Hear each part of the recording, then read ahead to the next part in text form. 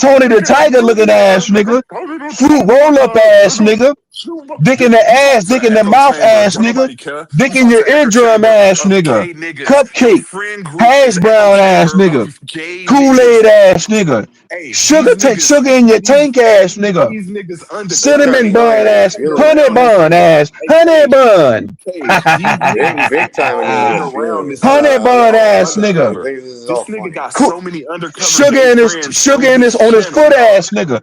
DL brother ass on nigga. his channel.